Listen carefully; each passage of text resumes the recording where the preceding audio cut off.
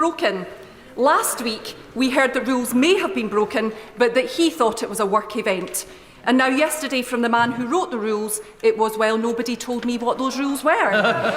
Mr. Speaker, 5 weeks ago, the people of North Shropshire were clear, and the people of North East Fife are being clear to me now. No matter the excuse, there is no excuse for taking the British people for fools. Will the Prime Minister agree it is now time for him to resign?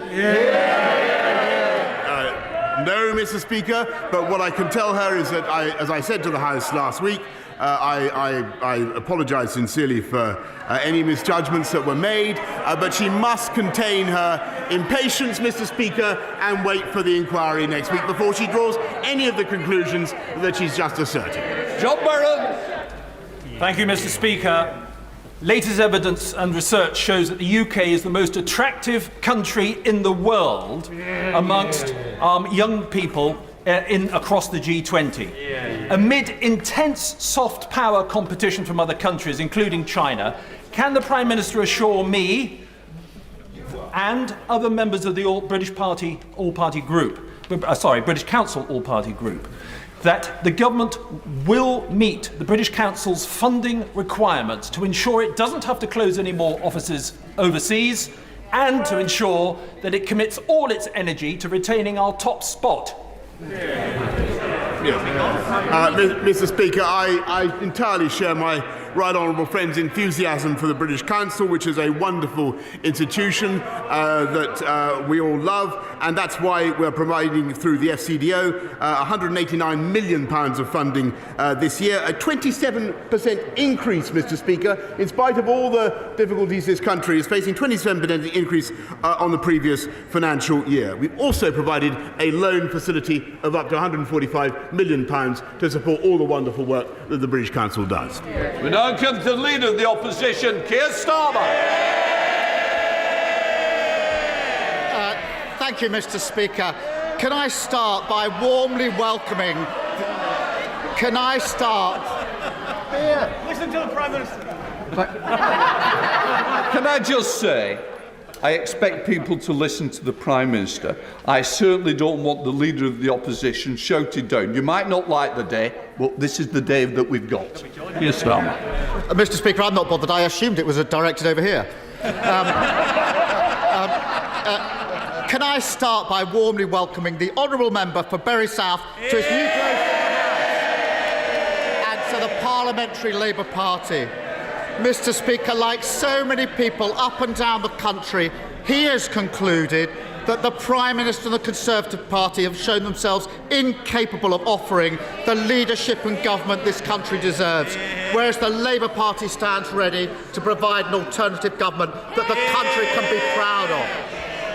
Mr. Speaker, the Labour Party has changed, and so has the Conservative Party.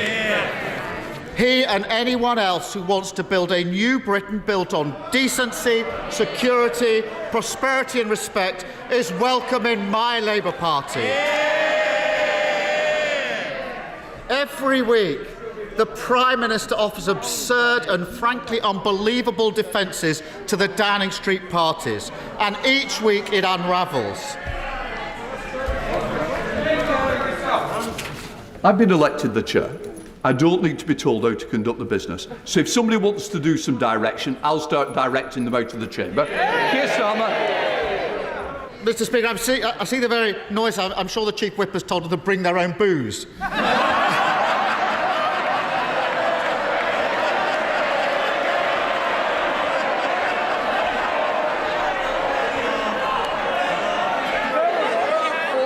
Order. Let's try and get on with questions. It's going to be a long day if not. Keir Starmer. Mr. Speaker, first he said there were no parties. Then the video landed, blowing that defence out the water. Next he said he was sickened and furious when he found out about the parties, until it turned out that he himself was at the Downing Street garden party. Then last week he said he didn't realise he was at a party, and surprise, surprise, no one believed him. So this week he's got a new defence. Nobody warned me that it was against the rules. That's it. Nobody told him.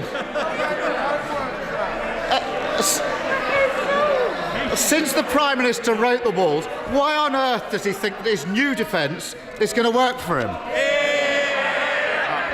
Well, thank you, Mr. Speaker. Well, he talks about the rules, and let me repeat what I said to the honourable lady across the aisle earlier on. Of course, Mr. Speaker, we must wait for the outcome of the inquiry. But I renew what I've said, Mr. Speaker. But when it comes to his view, nobody believes what you said. Can we have a little less? I want to this Prime Minister, like I wanted to leader of the opposition. I want the same courtesy from both sides. Prime Minister. Yeah.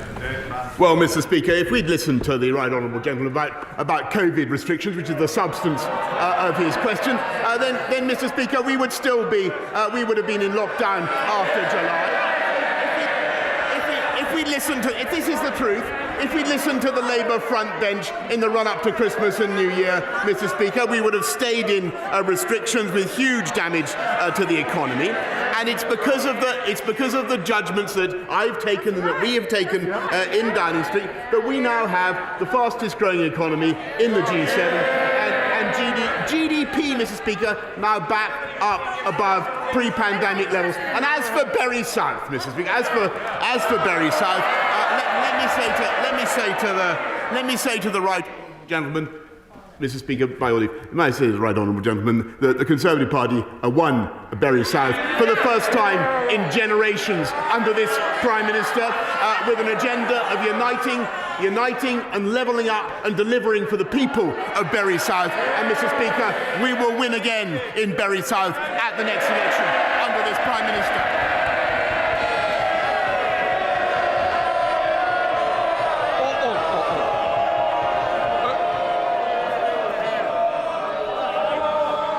Look, it's important I hear. I want to hear both sides, and I don't want this continuous chant. Because if we do, there'll be less people on these benches, and the same on the other side. I expect both sides to be heard with courtesy.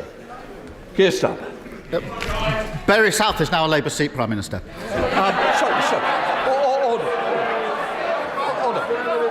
Did somebody want me to apologise? No, somebody shouted apologise. I hope it wasn't aimed at me. No. And so we'll also have less from that corner, Keir Starmer. Thank you, Mr. Speaker. Not only did he write the rules, but some of his staff say they did warn him about attending the party on the 20th of May 2020. Now, I've heard the Prime Minister's very carefully crafted response to that accusation. It almost sounds like a lawyer wrote it. So I'll be equally careful with my question. When did the Prime Minister first become aware that any of his staff had concerns about the 20th of May party?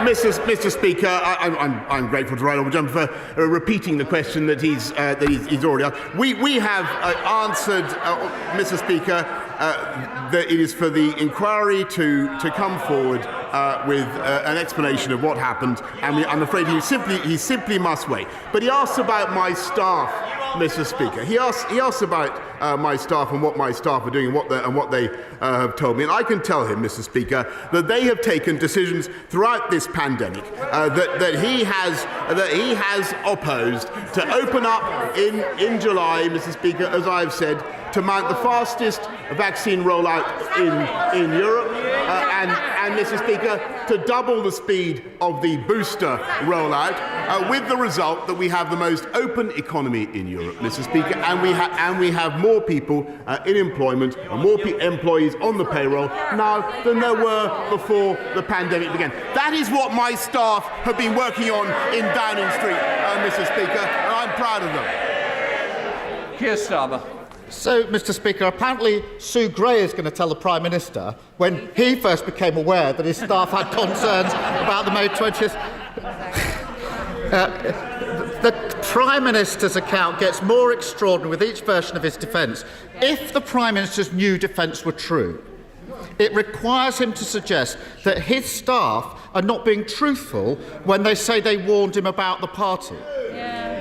It requires the Prime Minister to expect us to believe that whilst every other person who was invited on the 20th of May to the party was told it was a social occasion, he alone was told it was a work meeting.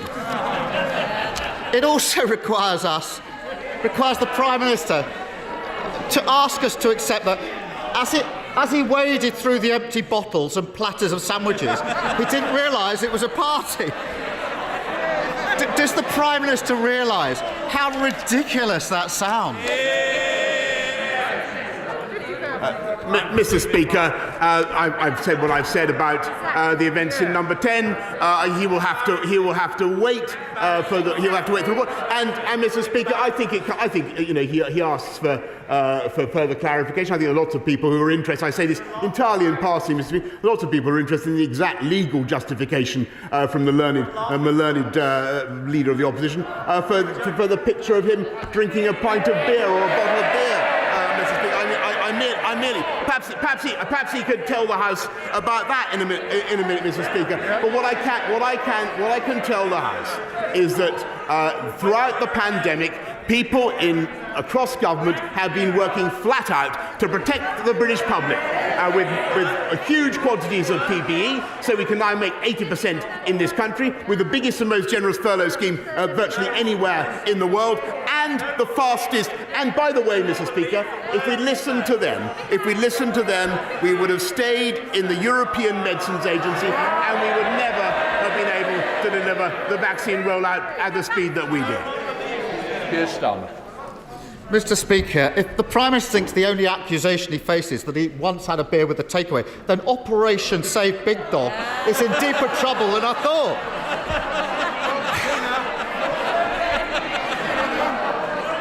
If a Prime Minister misleads Parliament, should they resign? So, Mr. Speaker, let's be absolutely clear. The Right Honourable Gentleman is continuing to ask a series of questions which he knows will be fully addressed by the inquiry. He is wasting this House's time. He's wasting the people's time, Mr. Speaker. He continues to be completely irrelevant, Mr. Speaker, because we have an inquiry. We have an inquiry, Mr. Speaker, and I'm not going to anticipate that inquiry any further. What I can tell him is that it is because of the judgments that were taken in Downing Street and because of the willingness of the British people to put trust, by the way, Mr. Speaker, in those judgments, to come forward in huge numbers to get vaccinated, which people did, and I thank them for it from the bottom of my heart. People did that because they listened to our messages, Mr. Speaker, and it's as a result of that that we now have the fastest growing economy in the G7 and youth unemployment, which he ought to care about, youth unemployment at a record low, Mr. Speaker. Keir Starmer. Well, I know it's not going well, Prime Minister, but look on the bright side. At least the staff at Number 10 know how to pack a suitcase. Mr. Speaker, last year, Her Majesty the Queen sat alone when she marked the passing of the man she'd been married to for 73 years. She followed the rules of the country that she leads.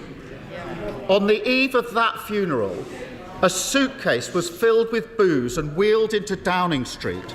A DJ played and staff partied late into the night. The Prime Minister has been forced to hand an apology to Her Majesty the Queen. Isn't he ashamed that he didn't hand in his resignation at the same time? Mr. Speaker, I understand why the Right Honourable Gentleman continues to politicise issues. Sorry, Prime Minister. We normally would not, and quite rightly, mention the royal family. We don't get into discussions on the royal family. Well, in that case, Mr. Speaker, I must ask the Right Honourable Gentleman to withdraw it. I've dealt with it. Keir Starmer. Keir Starmer, are you going to... Won't withdraw it. Order. Prime Minister, we don't want to go through that again. I'll make the decisions. The answer is that the next question, I'm going back to Keir Starmer to ask his final question. Keir Starmer. Thank you, Mr. Speaker. Whilst the Prime Minister wastes energy defending the indefensible, people's energy bills are rocketing. Yeah. Labour has a plan to deal with it. Axe VAT for everyone, provide extra support for the hardest hit, and pay for it with a one-off tax on oil and gas companies. A serious plan for a serious problem. What's the government offering? Yeah. Nothing. Too distracted by their own chaos to do their job. Yeah. While Labour was setting out plans to heat homes, he was buying a fridge to keep the party wine chilled. Yeah. While we were setting out plans to keep bills down, he was planning parties. And while we were setting out plans to save jobs in the steel industry, he was trying to save just one job, his own. Doesn't the country deserve so much better than this out of touch, out of control, out of ideas, and soon to be out of office Prime Minister? Mr. Speaker, I'll tell you what this government has been doing to look after the people of this country throughout this pandemic and beyond. We have been cutting the cost of living, helping them with the living wage. We've been cutting taxes for people on low pay, Mr. Speaker. We've been increasing payments for people suffering the costs of fuel. Prime Minister, look after people. Can I just say to Ronan here, our constituents wants to hear the questions and the answers. The great British public, the members of this United Kingdom which you're representing, they need to hear. Please, let's hear the questions and answers. Prime Minister. Mr. Speaker, we will continue to look after people throughout this pandemic and beyond. But we've also, Mr. Speaker, been cutting crime by 10%, putting 11,000 more police officers already out on the street. Record home building last year, Mr. Speaker. More homes than at any time in the last 30 years. We are building 40 new hospitals, Mr. Speaker. Gigabit broadband has gone up from 9% coverage in our country to 65% already. And as I said already, I think 3 times or 4 times today, we have more people, more employees on the payroll now than before the pandemic began. And unemployment, youth unemployment, at a record low, Mr. Speaker. And when the history of this pandemic comes to be written, and the history of the Labour Party comes to be written, and believe me, they are history and will remain history, Mr. Speaker, it will show that we delivered while they dithered, and we vaccinated while they vacillated, Mr. Speaker. And the reason we've been able to lift restrictions faster than any other country in Europe, and we have the most open economy and the most open society in Europe, Mr. Speaker, is thanks to the booster rollout and thanks to the work of staff up and down Whitehall, across government, throughout the NHS, Mr. Speaker, and I am intensely proud of what this government has done.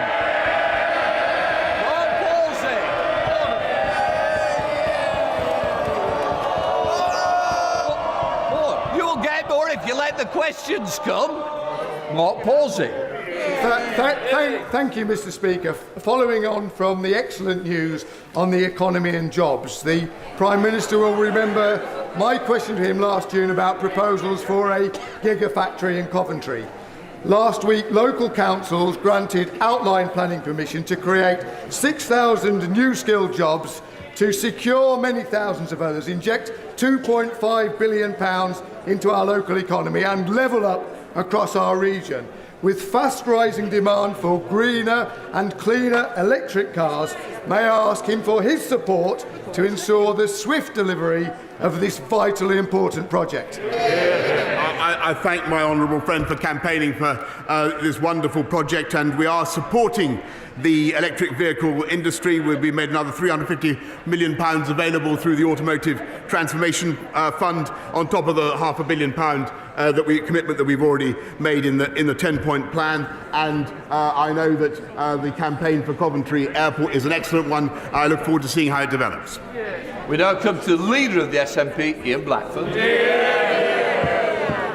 Thank you, Mr. Speaker. This week was supposed to be Operation Save Big Dog, but it's quickly become Operation Dog's Dinner. Over the past few days, we've had more damaging revelations about Downing Street rule-making, more evidence that Parliament has been misled, and an even longer list of ludicrous, absolutely ludicrous excuses from the Prime Minister. First he claimed there were no parties. Then he wasn't present. Then he admitted he was at them, but he didn't know it was a party. And then, Mr. Speaker, the latest sorry excuse is really the most pathetic of them all. Nobody told me. Nobody told me. Nobody told the Prime Minister he was breaking his own rules. Absolutely pathetic. The Prime Minister, you know, what a look. The Prime Minister laughing once again, laughing at the British public. The Prime Minister is taking the public for fools. Nobody believes him. Will the Prime Minister finally take responsibility? Resign. Go, Prime Minister. No, Mr. Speaker, but I thank him for his question again, and let me just remind him that there's an inquiry that is due to conclude. I believe he is wrong in what he asserts, Mr. Speaker, but we'll have to wait and see what the inquiry says. But, Mr. Speaker, I think the most important thing from the point of view of the UK government is that we're coming out of the restrictions that we've been in. I'm delighted to see that that's happening in Scotland as well, and that is very largely thanks to the wonderful cooperation that we continue to see across the whole of the UK, though you wouldn't believe it to hear it from him. Here, Blackford.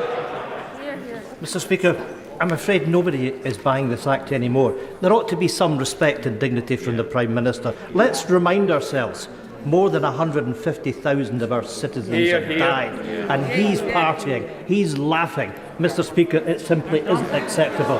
The fake contrition, the endless excuses, the empty promises that it will be different only if we give him one last chance. This is a Prime Minister who arrogantly believes that he's above the rules. A Prime Minister who brazenly twists the truth. A Prime Minister who simply isn't fit for office. The Prime Minister's former Chief Advisor has said that he lied to Parliament, breaking the ministerial code. Prime Minister, a resignation offence. Public trust is hemorrhaging. With every day that passes, this Tory government loses even more credibility. When will the Tory MPs finally do the right thing? Show the Prime Minister the door.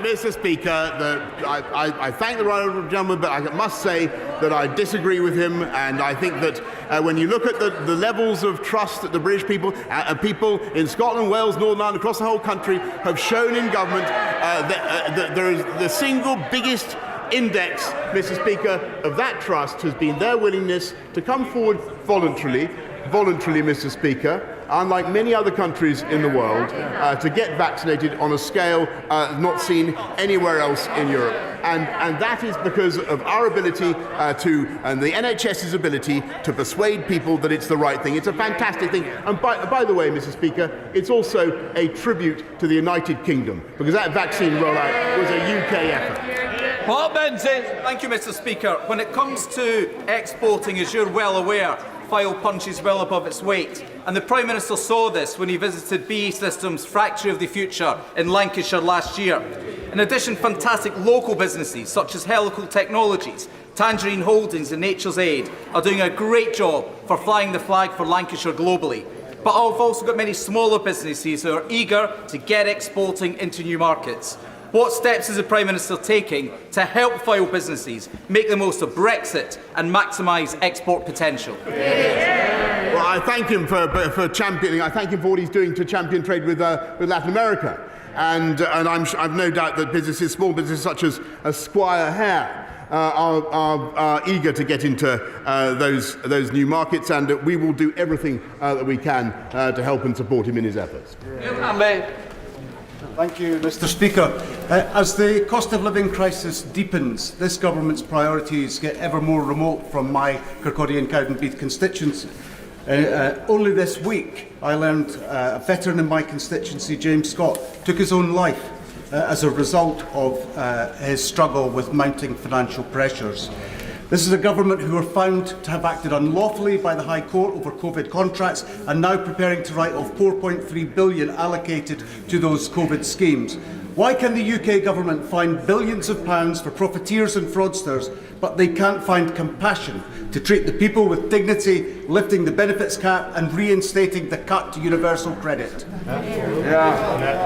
Well, first of all, Mr. Speaker, I want to say how sorry I am for what he's had to say about James Scott, and this government does as much as we can to support veterans, and that's why we published the Veterans Action Plan only the other day, Mr. Speaker. But what we're also doing is ensuring that we support people throughout this crisis. He mentions, and I've said in my answer to the right honourable gentleman, many of the steps that we're taking to protect people on low incomes, and we will continue to do more, Mr. Speaker. He attacks the contracts for PPE. Actually, I think it was an astonishing thing at great speed to be able to give this country 17 billion items of PPE, thanks to the efforts of people across Whitehall. Mr. Speaker, this country is now capable of producing 80% of our own PPE. Kate Griffiths. Thank you, Mr. Speaker. Shortly before Christmas, my constituent, Oliver Freckleton, was found at home having been stabbed to death on the eve of his 20th birthday. Yesterday, his heartbroken parents held their son's funeral. Oliver leaves behind a partner and a baby daughter, and 2 teenagers have been arrested for his murder. Now, this tragic event leaves behind a devastated family, friends, and a very worried community. I'm grateful for the work that Staffordshire Police is undertaking to tackle violent crime in my constituency, and the extra 149 additional police officers recruited is very welcome. But does the Prime Minister agree with me that a multi-stakeholder approach is vital to tackling crimes amongst our young people? And what can the government do to support not just the police, but schools, colleges and local authorities in working to address this issue? My honourable friend, first of all, I'm very sad to hear the news of the loss of her constituent, Oliver. And like so many victims of violent crime, the answer, as is the case with so many victims, the answer is not just policing, though that is vitally important, and that's why we're investing so massively in 20,000 more police officers and supporting them with toughening the law, Mr. Speaker. But it's also, as she rightly says, important to get all the institutions of the state to work together: schools, colleges, the social services, and the health service, mental health service as well. Jessica Morton. Thank you very much, Mr. Speaker. Why is it so hard for this Prime Minister to admit that he made the rules, so he should know the rules and he should follow the rules? Everyone out there knows it's as simple as that. And if he had any shred of compassion for all those out there who've suffered through this, he'd go. Mr. Speaker, I entirely understand people's feelings, and I entirely support what she says about obeying the rules when you make the rules. She's completely right. On the other hand, I do urge her to wait, as I've said to the benches of it, to wait until next week. Paul Holt. Thank you, Mr. Speaker. The opposition have been told there's going to be an inquiry. They've raised every single question on one issue. Well, my constituents wants to get on with other things. In January 2021, the government estimated that at least 800 million will be released from the Dormant Assets Scheme extension. Does he agree with me that funding through a new community wealth fund will be a catalyst to level up the most left behind communities, and the bill should include specific provision for a consultation on the scope, shape and nature of such a fund? Mr. Speaker, we certainly are legislating to, thank you very much, and we will be legislating to expand the Dormant Assets Scheme to include new financial assets, which would unlock an estimated £880 million. We'll be considering how to spend the English portion of that, and the Community Wealth Fund that he proposes is certainly an option, and I thank him very much. Peter Grant. Thank you, Mr. Speaker. My constituent Anne has told me a friend saw the ambulance outside the house on the night Anne's husband died. She wasn't allowed to go into the house to comfort her friend. Anne's husband went to his rest in an almost empty building, while scores of his friends stood freezing outside. Anne went home to an empty house to grieve the rest of the day alone. My constituent Susan wasn't allowed to go in the ambulance or even follow the ambulance, blue light and all, after her husband had a heart attack. Other constituents had the heartbreaking realisation they weren't allowed to go into care homes to break the news in person to their relatives that someone else in the family had died. Mr. Speaker, in their words, not mine, in their words, the Prime Minister is a charlatan, a hypocrite and a liar.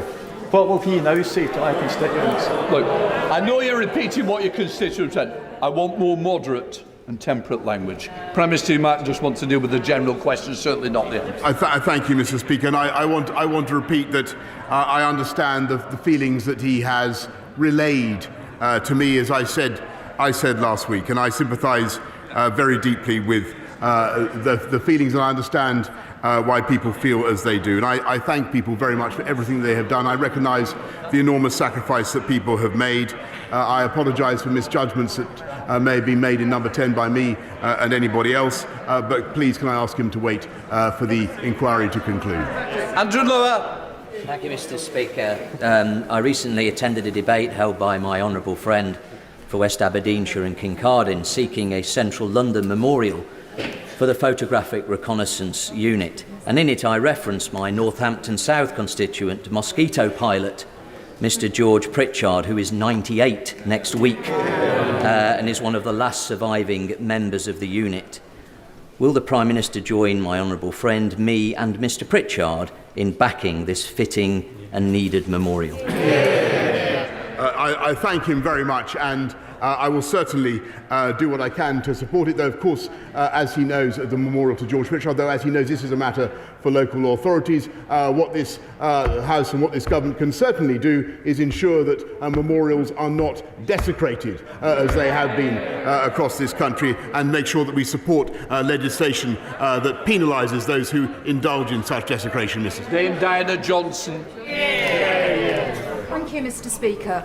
Mr. Speaker, when a Prime Minister is spending his time trying to convince the great British public that he's actually stupid rather than dishonest, isn't it time that he goes now?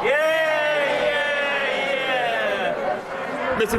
Speaker, I think that was a question for you rather than me, but I'm not.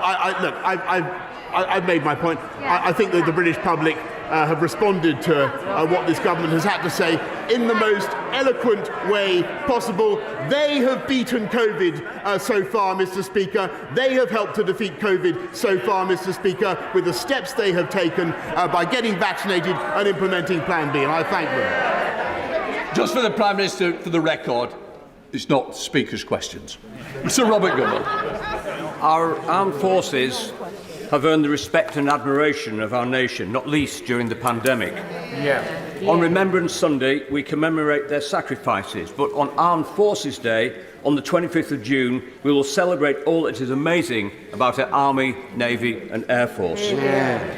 In a normal year, we get about 20,000 people at the event in Scarborough, but this year, we will finally host, after twice being postponed, National Armed Forces Day. Will the Prime Minister pull out all the stops on land, sea and air to make this truly an event to remember?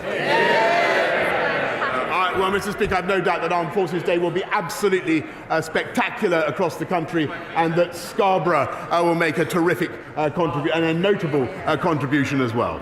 Williams. Thank you, Mr. Speaker. Last April, I asked the Prime Minister if he agreed with the principle that politicians shouldn't lie. He replied that he concurred with the basic principle that the Honourable Gentleman has just enunciated. Would he like to amend the record? No, Mr. Speaker. Simon Hall. Thank you, Mr. Speaker. The vast majority of people, and indeed politicians across Northern Ireland, believe that whatever the question, double jobbing is not the answer. Could I urge my right honourable friend to listen to the majority and ask him not to move the government amendment in the other place later today? I'm grateful to my honourable friend, and I'm advised that I think the amendment in question is indeed going to be withdrawn. Twist. Mr. Speaker, my constituents are rightly angry at the Prime Minister's behaviour. But while Downing Street fights to save his political life, people across the North East are worrying about rising food and energy bills, rising unemployment and rising levels of child poverty. He talks about levelling up, but my constituents are seeing opportunities cut. Does the Prime Minister agree with me that his government has failed and it's time for him to go? No, Mr. Speaker, I really don't agree with her, and I don't think she could have been following anything that's being said this afternoon. We have unemployment falling to near record lows, Mr. Speaker, and we have job vacancies. We have job vacancies at record highs, Mr. Speaker. That's what Conservative governments do. They create jobs and they get the economy moving. David Davis. Thank you, Mr. Speaker. Like many on these benches, I spent weeks and months defending the Prime Minister against often angry constituents. I reminded them of his success in delivering Brexit and on the vaccine and many other things. But I expect my leaders to shoulder the responsibility for the actions they take.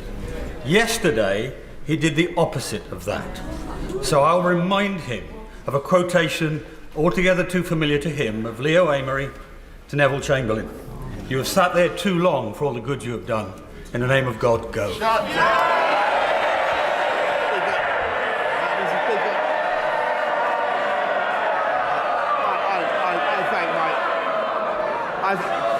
Order. Prime Minister. I must say to the right honourable gentleman, I don't know what he's talking about, but what I can tell him, I don't know what quotation he's alluding to that he's referring. But what I can tell him is that I think I've told this House repeatedly throughout this pandemic, I take full responsibility for everything done in this government and throughout the pandemic. Stephen Kinnock. Does the Prime Minister agree with the Leader of the House that the Leader of the Scottish Conservatives is a lightweight? Mr. Speaker, the Conservative approach to the Union is one that I think is right for our country. We want to keep it together, and I think Conservatives in Scotland do an excellent job, and that's why their stout defiance, their stout defence of the Union was repaid at the last election, and Labour, Mr. Speaker, is increasingly endangering our unions. Fleet Drummond. Mr. Speaker, and many people last week welcomed the 5-year moratorium on smart motorways. However, the M27 is due to be open as a smart motorway in a couple of months. What reassurance can my right honourable friend give my constituents in Meon Valley and others in the rest of South Hampshire that the M27 will be safe and give them confidence to use it? I thank her very much, and I can assure her that we're well aware of the risks associated with the smart motorway scheme. I know that my right honourable friend, the Secretary of State for Transport, is looking at it right now. We now come to the Prime Minister's COVID-19 statement. I now call the Prime Minister. Thank you. Mr. Speaker, with permission, I will make a statement on our progress against Omicron. Prime Minister, just let the room clear a little bit.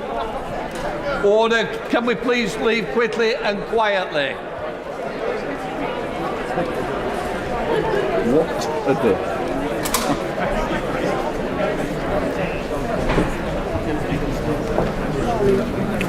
Prime Minister, please.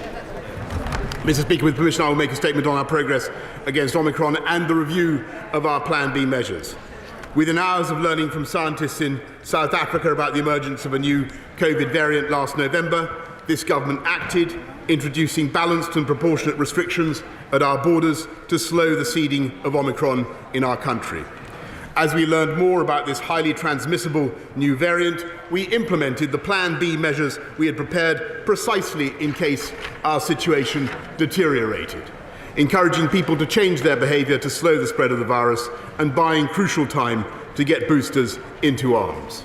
We made the big call to refocus our National Health Service, necessarily requiring the difficult postponement of many other appointments so that we could double the speed of the booster programme. And thanks to the extraordinary efforts of our NHS and its volunteers, we delivered the fastest booster programme in Europe, reaching half our population before any other European country, with more than 36 million boosters now in arms across the UK, including more than 90% of all over 60s in England. And taking a balanced approach, we resisted calls from others to shut down our country all over again. Many nations across Europe have endured further winter lockdowns. Many have seen hospitality curfews and nightclubs closed, capacity limits at sports stadiums, the return of social distancing, and in some places, Christmas and New Year as good as cancelled. But this government took a different path. We kept England open, and we supported those businesses which faced reduced demand because of the response to Plan B measures. And while we must continue to remain cautious, the data are showing that time and again, this government got the toughest decisions right. Today's latest ONS data show clearly that infection levels are falling in England, and while there are some places where cases are likely to continue rising, including in primary schools, our scientists believe it is likely that the Omicron wave has now peaked nationally. There remain, of course, significant pressures on the NHS across our country, and especially in the North East and North West. But hospital admissions, which were doubling every 9 days just 2 weeks ago, have now stabilised, with admissions in London even falling, and the numbers in intensive care not only remain low, but are actually also falling. So, this morning, the Cabinet concluded that because of the extraordinary booster campaign, together with the way the public have responded to the Plan B measures, we can return to Plan A in England and allow Plan B regulations to expire. As a result, from the start of Thursday next week, mandatory certification will end. Organisations can, of course, choose to use the NHS COVID Pass voluntarily, but we will end the compulsory use of COVID status certification in England. From now on, the government is no longer asking people to work from home. And people should now speak to their employers about arrangements for returning to the office. And having looked at the data carefully, the Cabinet concluded that once regulations lapse, the government will no longer mandate the wearing of face masks anywhere. Mr. Speaker,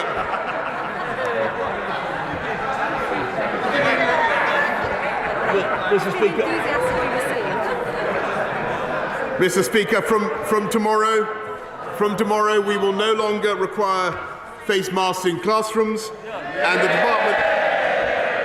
the Department for Education will shortly remove national guidance on their use in communal areas. In the country at large, we will continue to suggest the use of face coverings in enclosed or crowded spaces, particularly when you come into contact with people you don't normally meet, but we will trust the judgment of the British people and no longer criminalise anyone who chooses not to wear one. The government will also ease restrictions further on visits to care homes, and my right honourable friend, the Secretary of State for Health and Social Care, will set out plans in the coming days. Mr. Speaker, as we return to Plan A, the House will know that some measures still remain, including those on self-isolation. In particular, it is still a legal requirement for those who have tested positive for COVID to self-isolate. On Monday, we reduced the isolation period to 5 full days with 2 negative tests, and there will soon come a time when we can remove the legal requirement to self-isolate altogether, just as we don't place legal obligations on people to isolate if they have flu. As COVID becomes endemic, we will need to replace legal requirements with advice and guidance, urging people with the virus to be careful and considerate of others. The self-isolation regulations expire on the 24th of March, at which point I very much expect not to renew them. Indeed, were the data to allow, I would like to seek a vote in this House to bring that date forwards. In advance of that, we will set out our long-term strategy for living with COVID-19, explaining how we hope and intend to protect our liberty and avoid restrictions in future by relying instead on medical advances, especially the vaccines, which have already saved so many lives. But to make that possible, we must all remain cautious during these last weeks of winter. When there are still over 16,000 people in hospital in England alone, the pandemic is not over.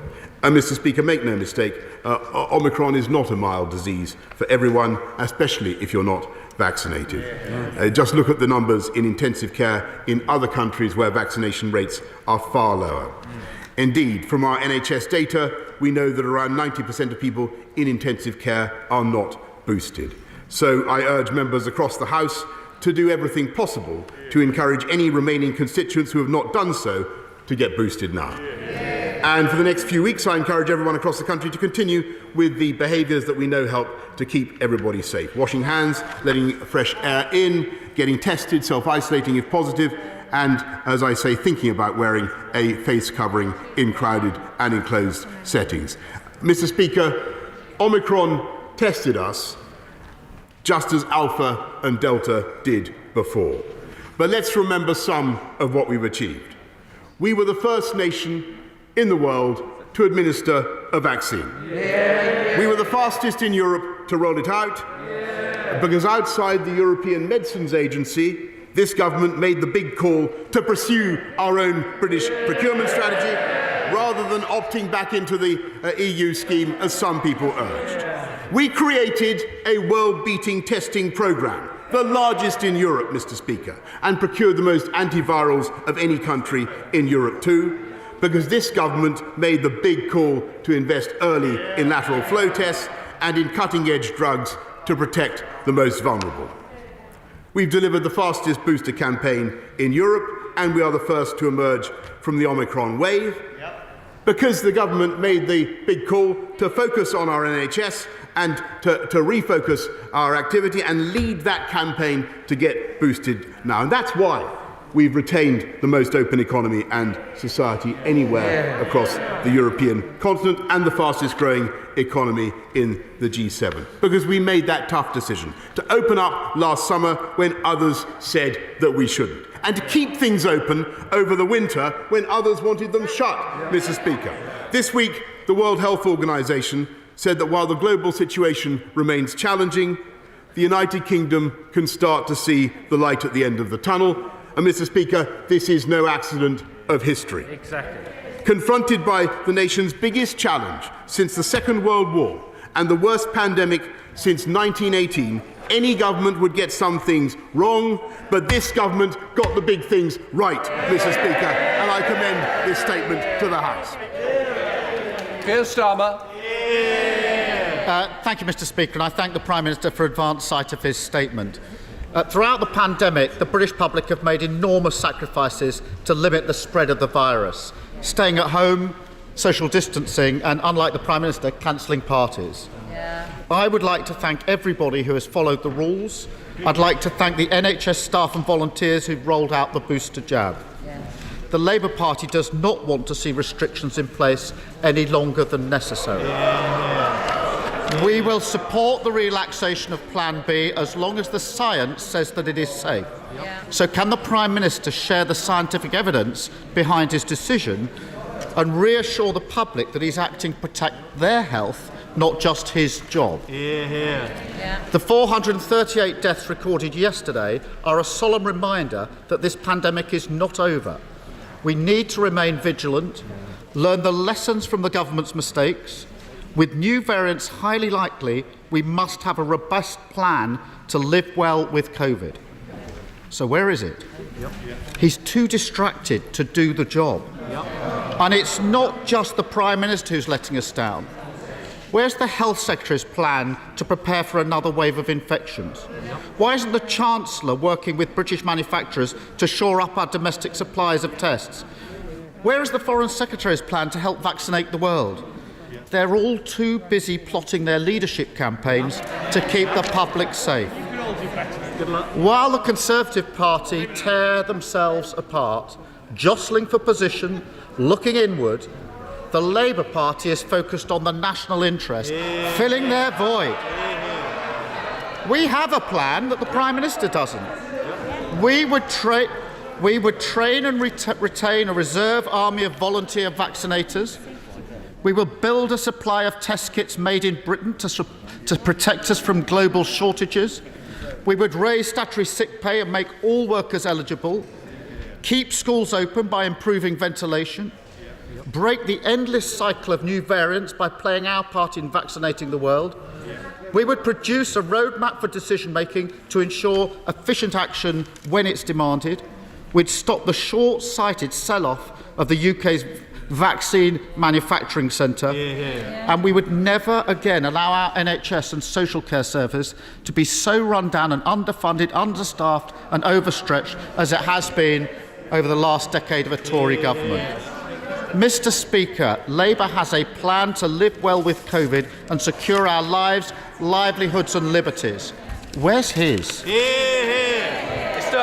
Well, Mr. Speaker, I'd be happy to share the scientific advice on which we've taken this decision, of course, and he can see it's there for everybody to consult. But he asks about our testing abilities, Mr. Speaker. We're conducting about 1.25 million tests a day. We have the biggest capability to do tests of any country in Europe. We've built, as I promised the House, Mr. Speaker, and he attacked me at the time. I said, well, we have a world-beating testing industry, a massive diagnostics facility, which we never had before. He attacks the government over the distribution of vaccines to the rest of the world. We've already done 30 million. We'll do 100 million by June, Mr. Speaker, and 2.5 billion AstraZeneca vaccines have been distributed around the world, thanks to the deal the UK government did with AstraZeneca, so that those vaccines are distributed at cost price. He talks about funding the NHS. That party, Mr. Speaker,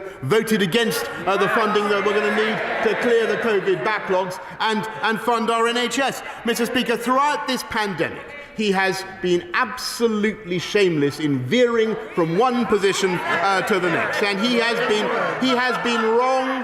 He has been wrong about virtually every single important decision. He was wrong about keeping schools open, Mr. Speaker. Do you remember he consistently refused to say that they were safe because of what his paymasters in the union were telling him? He was wrong about going forward from lockdown in July, on July the 19th. He said it was reckless. Do you remember, Mr. Speaker? He was totally wrong. He was wrong about, the Labour front bench were wrong about going through Christmas and New Year with Plan B, as we did. They said we needed a roadmap back to lockdown. He did. That guy did. Oh no, wait, it was Ashwin. Maybe it was you. That guy. They said they wanted a roadmap back to lockdown, Mr. Speaker. At every step, and above all, Mr. Speaker, they tried to undermine the vaccine task force and to say that you could not spend money. They said you should not be spending £675,000 of taxpayers' money on outreach to vaccine-hesitant groups. That's their idea of priority spending, Mr. Speaker. He has been, it's been absolutely miserable listening to the opposite bench because they have had nothing useful to say. They have flip-flopped opportunistically from one position to the other. And, Mr. Speaker, did you get any idea from what he said just now whether or not he supports what we're doing? No. So he does support it. Okay, he supports it this week, Mr. Speaker. But what you can be certain of, Mr. Speaker, is that if he thinks that there's any political opportunity in opposing it next week, he won't hesitate to do so. He's been Captain Hindsight throughout, Mr. Speaker. Captain Hindsight, and he's had absolutely nothing useful to say or to contribute. Lisa May. Thank you, Mr. Speaker. I refer the House to my entry in the Members' Register. Can I say to my right honourable friend that many of my constituents work in the aviation sector? I welcome the announcement he's made about Plan B restrictions today, but I note he made no reference to the tests that are still required for people coming into England. If we're going to learn to live with COVID, we need to facilitate travel. So will he take this opportunity to announce that when Plan B restrictions are removed next week, the government also make it clear that there will be no test requirements for anybody entering England who is fully vaccinated?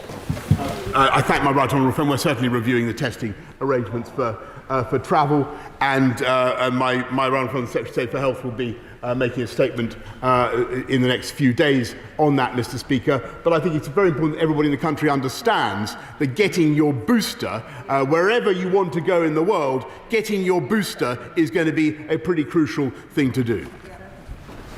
We now come to Ian Blackford. Thank you, Mr. Speaker, and I thank the Prime Minister for advance sight of his statement. We're all grateful that the data suggests that we've turned a corner in the Omicron wave, and that the success of the vaccination programme in particular gives us cause to be hopeful in the months ahead.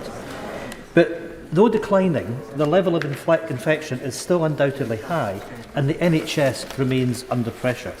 That is why caution is the key, rather than the PM strategy of throwing caution to the wind. Baseline measures of face coverings and indoor public places and working from home where possible, which Scotland still has in place throughout, are extremely important in the weeks ahead, as is the guidance on lateral flow test. So will the Prime Minister guarantee, and maybe if he can come off his phone because this is important, so will the Prime Minister guarantee that lateral flow tests will remain free as they are required, and put to bed speculation that they will be removed free at the point of need? But, Mr. Speaker, while the data gives us cause to be optimistic, the real problem for the Prime Minister is that no matter what the data has said today, he had no choice but to throw caution to the wind. The pathetic and unbelievable excuses that he doesn't know his own rules have left the Prime Minister weak. The Prime Minister is unable to lead on this issue or on any other. And the public can't trust a single word that the Prime Minister says. Any shred of credibility has gone. In a global pandemic, which is what the World Health Organization is cautioning, is nowhere near over, and during which new variants are likely to emerge, it is deeply concerning that we have a Prime Minister like this at the helm who simply is not fit to lead. And even though, thankfully, the figures give us cause to be hopeful, it's clear that the Prime Minister cannot carry on when his credibility has all gone. Prime Minister. Well, Mr. Speaker, I repeat the points I made earlier on to the right honourable gentleman, and I think that the whole effort, the reason we're in the state that we are, is because of the immense cooperation there's been across the whole of the UK. He talks about testing, and of course we'll keep lateral flow tests free for as long as is necessary. But testing has been a fantastic example of union collaboration. I've seen for myself tests being being assessed in Glasgow that were coming from people in Sussex. It's been I've seen the work of the UK Armed Services helping people across the whole of the UK to move people who needed treatment to wherever. It has been a fantastic example of union collaboration. I hope he bears that in mind. Absolutely. We now come to the Chair of the Select Committee, Jeremy Hunt. Thank you, Mr. Speaker. At the height of the first wave, this government had the courage to pre-order 400 million doses of vaccine without even knowing if they worked, and that has laid the foundations for us having the best vaccine programme of any large country. So I welcome today's announcement. It won't surprise the Prime Minister, though, if I draw his attention to the fact that NHS doctors and nurses are absolutely shattered. He will have seen this week that 1 in 6 doctors say that they have had near misses or harmed patients because of exhaustion. So if he doesn't want to accept the Select Committee's recommendations to address the workforce crisis, what will he do to give hope to our brilliant frontline staff?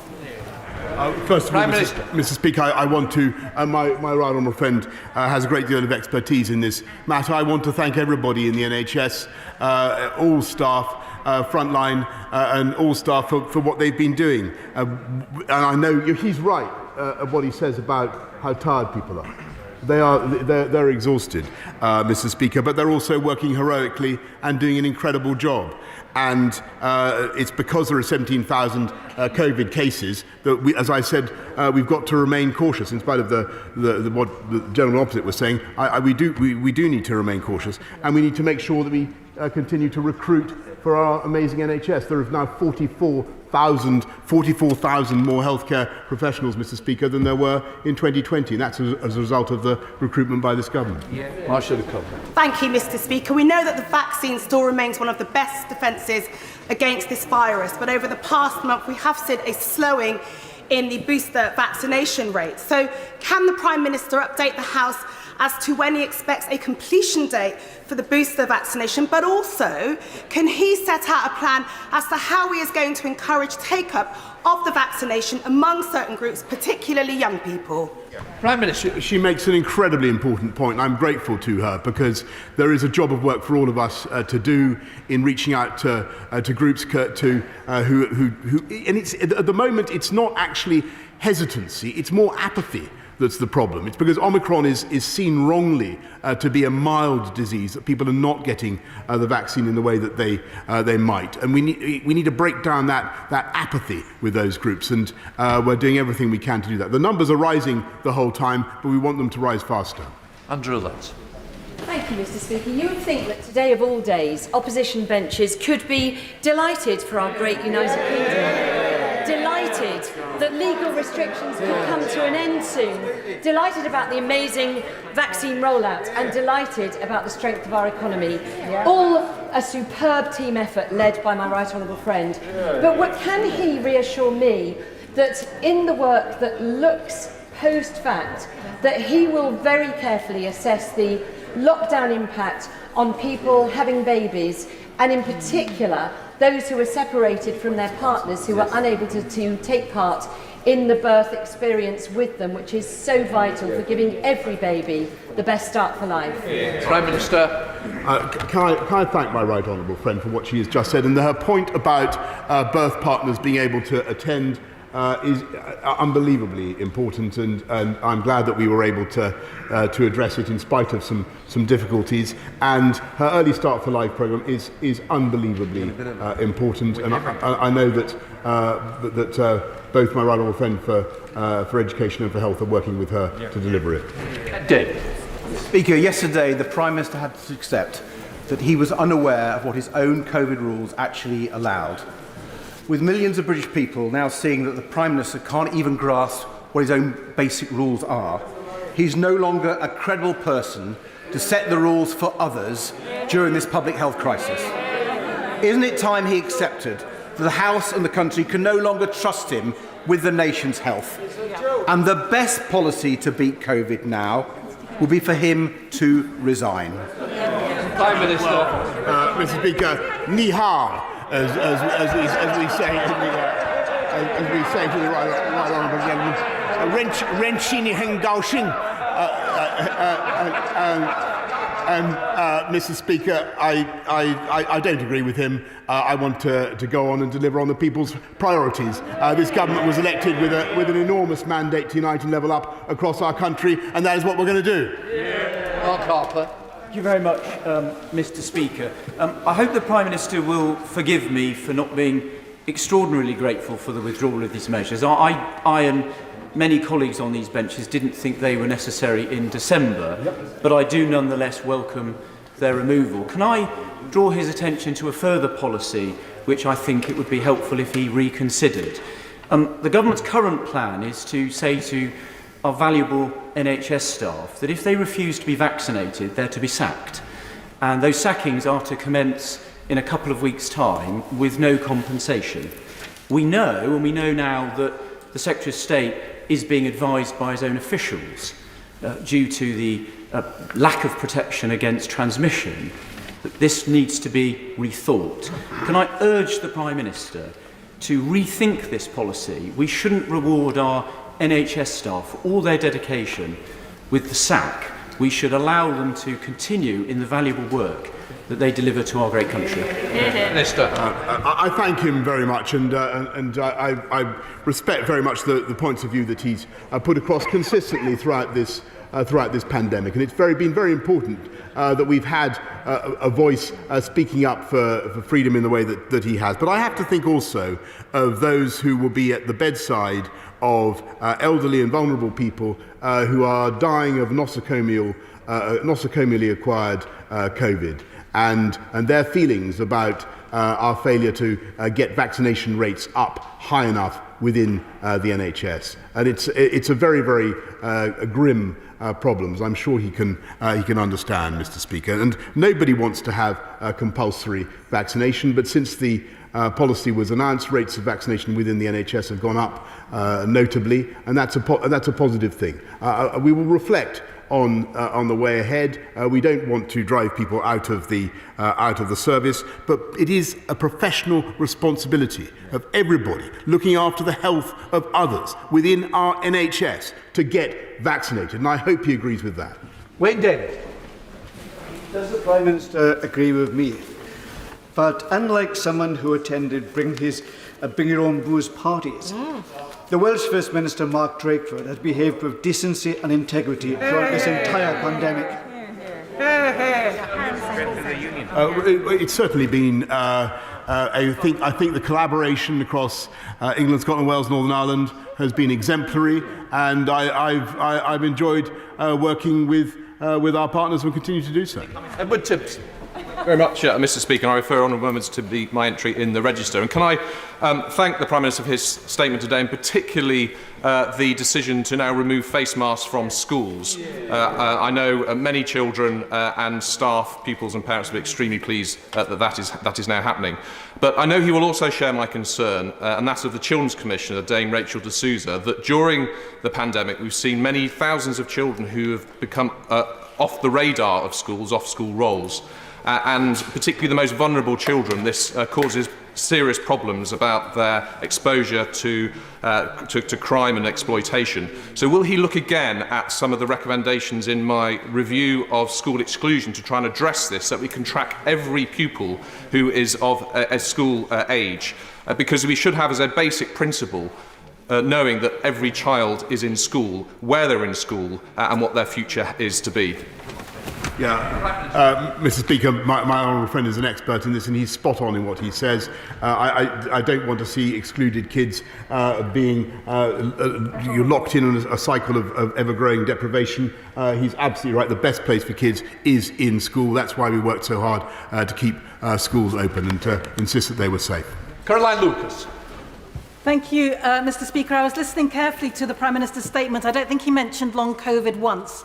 Yet, according to the ONS, over 1 million people are living with this debilitating condition. Yesterday, the all-party group on coronavirus heard heartbreaking testimony from frontline NHS workers who are living with long COVID and many of whom cannot return to work because of this condition. Will he now commit to formally recognising long COVID as an occupational disease and launch a compensation scheme for frontline workers who are left unable to work after catching COVID whilst on the front line of our pandemic response? Prime Minister. I thank and I really understand the concerns of people with long COVID. Everybody knows people who've had an experience with COVID that has gone on far longer than many others, and who've had a genuinely debilitating time. And we are looking at it. The research continues, and we will do whatever we can to support people with long COVID. But there's a deal of work still to be done. Let's have the most exciting man, Sir Desmond Swain. Thank you. Can I welcome wholeheartedly the announcements that have been made today? And I would ask the Prime Minister to review again the need to sack domiciliary workers and NHS workers, and to examine that evidence that suggests that they pose a risk to their statements, when our belief is that they won't any more than unvaccinated. Prime Minister. Made your point on this. I thank him very much, but I think the evidence is clear that healthcare professionals should get vaccinated. Jim Bergen. Thank you, Mr. Speaker. The rush to remove the requirement for masks, including on public transport, will cause people to fall ill and die unnecessarily. Isn't this all about saving the Prime Minister's political skin, not about protecting public health? What a moral failure and what a bad way to go. Minister. Well, Mr. Speaker, I notice that he's at variance with his front bench on that point, not for the first time. I don't think he's right. I think we should trust to the judgment of the British people, and that's what we're going to do. Mr. Mackay. Thank you, Mr. Speaker. I too want to welcome today's statement and the review of the Plan B measures.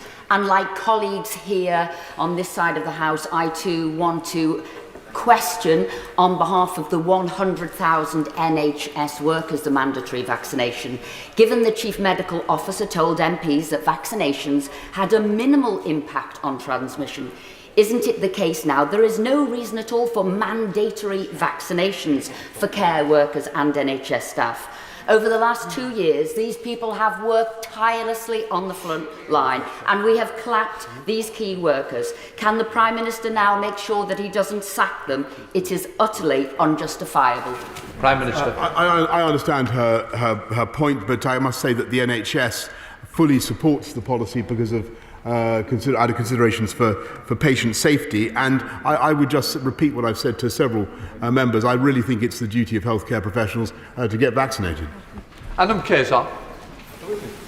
Thank you, Mr. Speaker. After he called for the Prime Minister's resignation over Partygate, the branch manager of the Scottish Conservatives was referred to as a lightweight by the Leader of the House.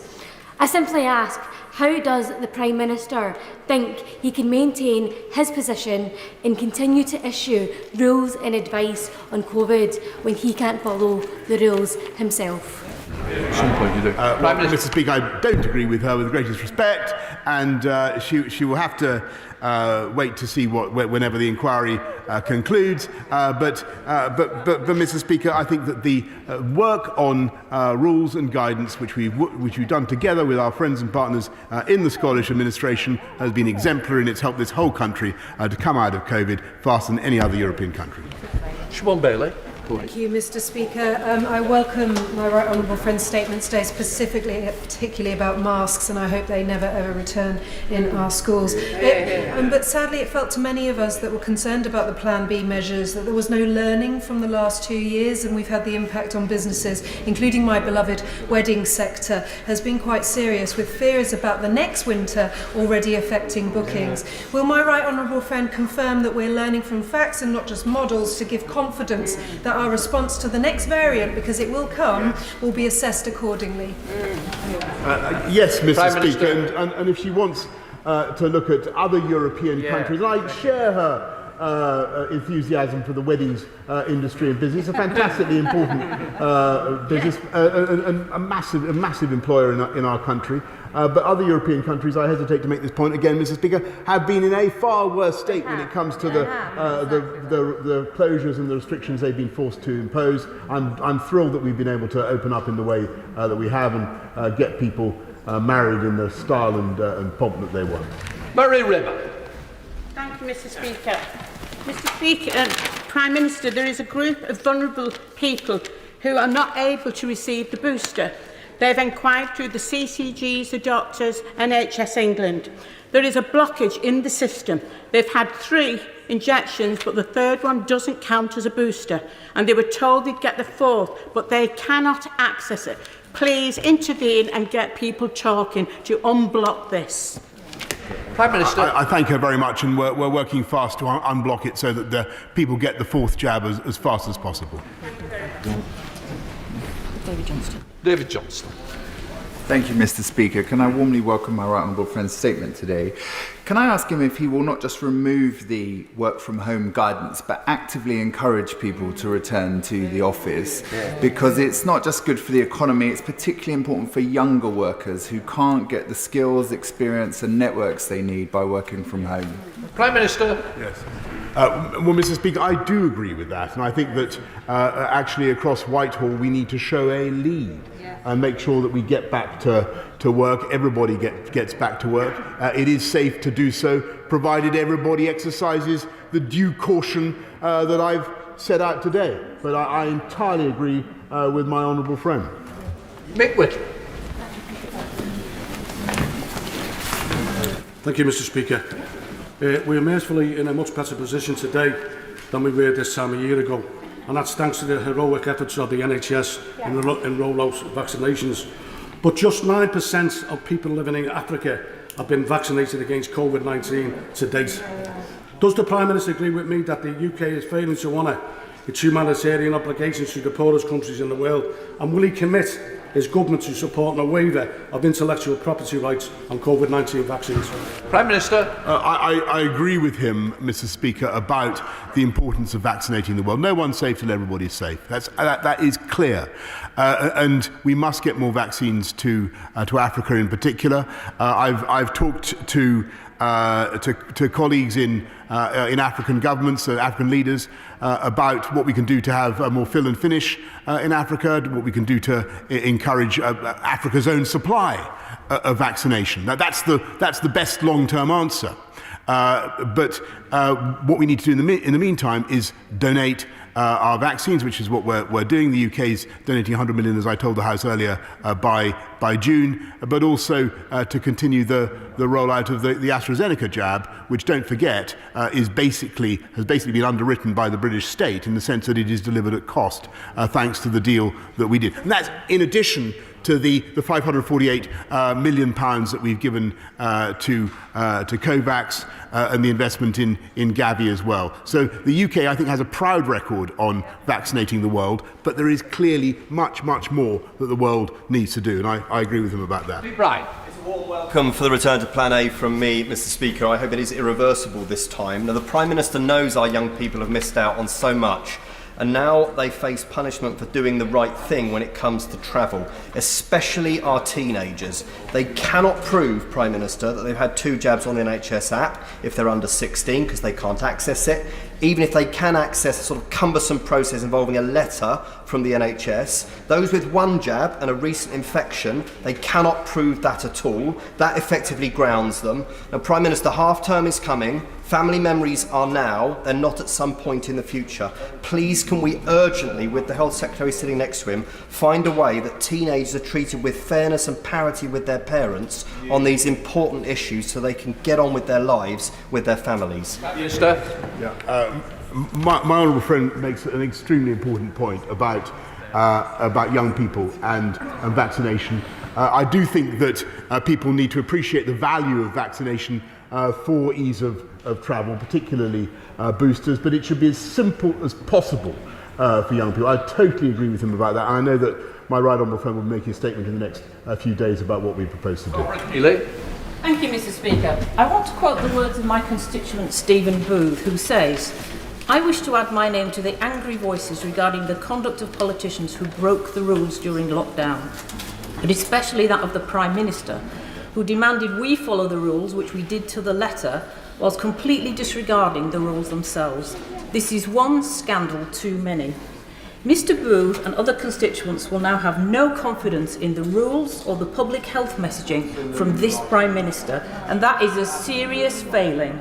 What is the Prime Minister's response to my constituent? Minister. Well, I'm very grateful to your constituent for his point of view, but I think and I understand where he's coming from, but if you look at the evidence, the UK population has been amazing in the way that we have followed the guidance, followed the rules, and the results are there to be seen in what I've been able to announce today. Ruth Edwards. Thank you, Mr. Speaker, and can I warmly welcome the lifting of the restrictions and congratulate everyone involved in the booster vaccine rollout. Mental health services in Rushcliffe have seen a huge spike in demand following the pandemic. Can my right honourable friend reassure me that mental health services will have their share of the billions of pounds of catch-up funding which this Conservative government has awarded to the NHS and which the party opposite voted against? I thank my honourable friend, and she is totally right. I believe the number one priority now for the British people is not just to keep our economy moving forwards in the way that we are, but to make sure that we clear those COVID backlogs. And you can't do it, Mr. Speaker, without the steps that the government has taken. I thought it was amazing that the party opposite voted against them. Stephen Flynn. Thank you, Mr. Speaker. Can I have confirmation from the Prime Minister? Is he getting rid of the COVID rules simply because he doesn't understand them? Prime Minister.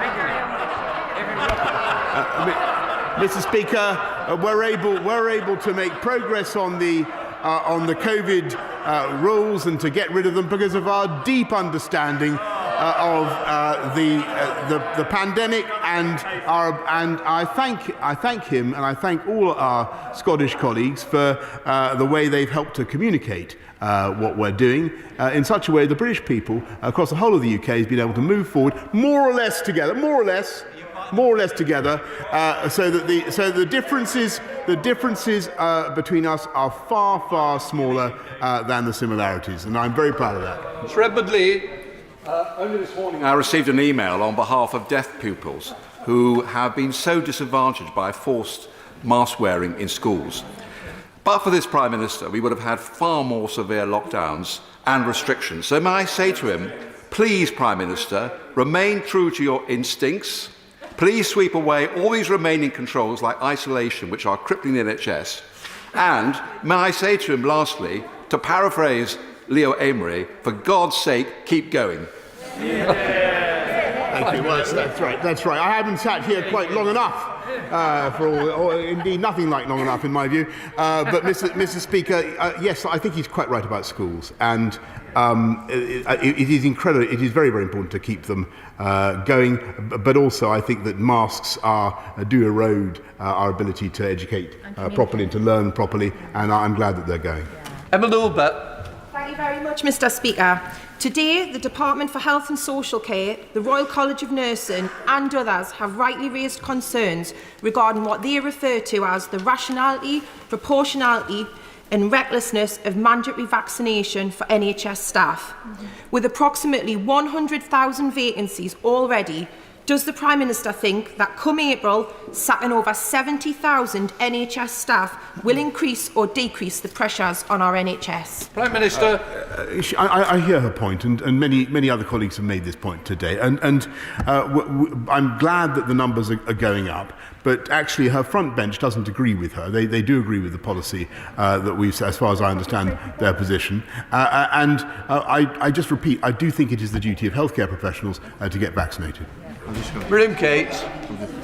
Thank you, Mr. Speaker. I am absolutely delighted with my right honourable friend's announcement that children will no longer be required to wear masks in schools, and it's a welcome and evidence-based return to prioritising the interests of our children, who have suffered greatly during the pandemic. My right honourable friend knows that I haven't always been a supporter of restrictions, but does he agree with me that under a Labour government, far from being the freest country in Europe, we would have had longer, harder lockdowns and school closures, causing immeasurably more harm to the poorest, the youngest and the most vulnerable in our society? I see the gentleman on the opposite front bench shaking his head. He was cruelly exposed last week for the way he called repeatedly for lockdowns, Mr. Speaker, and that is the reality. No, Mr. Speaker. The reality is that they would have kept us in lockdown in July, and their response to Omicron was to call for a roadmap back into lockdown. And she is totally right, Mr. Speaker. Callum Mahmood. Thank you, Mr. Speaker. In Birmingham, we'll be trying to tackle areas of low vaccine take-up, and it's been difficult to do that. When we go to people now, they are saying if these rules aren't good enough for the Prime Minister, if they're not good enough for Downing Street, and this Prime Minister couldn't tell the truth if his life depended on it, what would I say now to my constituents now to ensure that to have that take-up of vaccine? Prime Minister. Mr. Speaker, vote Conservative, obviously, but get boosted now, is what I would say. Jenkinson.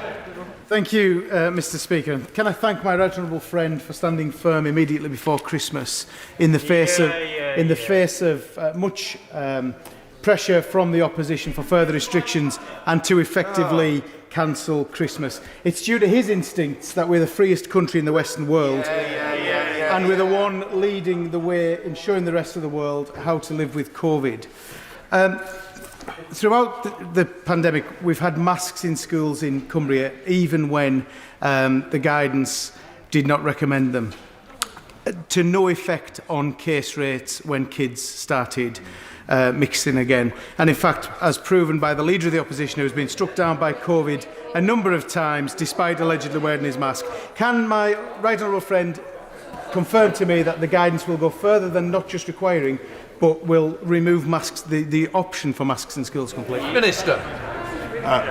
Mr. Speaker, I thank my honourable friend, who is a fantastic campaigner for Workington and for liberty, Mr. Speaker, and he's absolutely right about what he says about masks in education. I'm delighted they're going, and we will make sure. I think we need to work together to ensure that we have a way of living with COVID that ensures they never ever come back.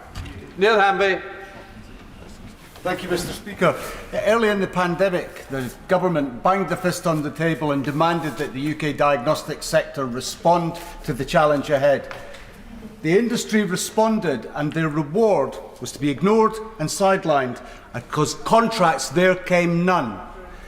2 weeks ago, the UK diagnostics industry looked on in disbelief as the PM bragged about government support for manufacturing for lateral flow devices. Yesterday, the Secretary of State bragged about buying UK-manufactured lateral flow devices. I could ask the Prime Minister how many UK-manufactured lateral flow devices his government have purchased, but I don't need to, because the answer is none. Why is the Prime Minister trying to hide his government's undermining of the UK domestic diagnostic sector? Well, Mr. Speaker, the honourable gentleman is completely wrong, and he should go to Nottingham, where he'll find a factory called Shorescreen, which makes lateral flow kits, and we have bought millions and millions of them, Mr. Speaker. Yeah. Philip Holloway. Can I warmly welcome the Prime Minister's lifting of the COVID restrictions? At the present time, 70% of those in Kettering General Hospital with COVID are unvaccinated, and the vast majority of those could have had the vaccine but made the wrong choice in not doing so. Can I urge the Prime Minister, when the daily hospitalisation cases are published, to emphasise the fact that the vast majority are unvaccinated as an incentive to get those more boosters done?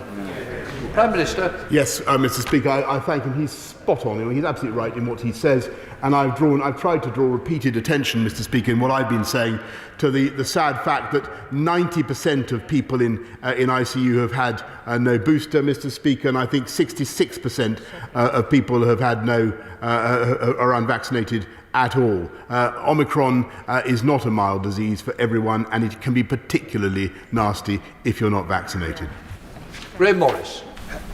Thank you, Mr. Speaker, and I do acknowledge the enormous effort that the NHS has made, that the Prime Minister referred to the many thousands of people who've been treated. But can I also point out that the cost to 50,000 cancer patients of delayed diagnosis? His colleague, sitting alongside him, the Health Secretary, in this very chamber said, it is this government's intention to wage a war on cancer, a statement welcomed by the Catch Up with Cancer campaign. But may I respectfully remind the Prime Minister, unless this rhetoric is backed up by a plan, by new resources to address the workforce crisis, new IT networks and new equipment, then it'll just be seen as empty rhetoric. Minister. But I thank him. I agree with him completely. And tackling the cancer backlog is a massive priority for the government. It's not just a question of making sure people have access to the right drugs. It's the delays are very largely caused by delays in diagnostics, by scans, by screens. As he knows, that's one of the biggest problems we've got. That's why since October we've rolled out 40 community diagnostics hubs, and they'll be part of a total of 100 going forward. We want to see many more, much more rapid diagnosis to help contract those periods that people are now spending on the waiting list, Mr. Speaker. Dr. Andrew Morrison. Thank you, Mr. Speaker. I draw attention to my entry in the register. The Prime Minister made the right call on restrictions before Christmas, and he's made the right call today, except in one respect, and that is the compulsory vaccination of NHS workers.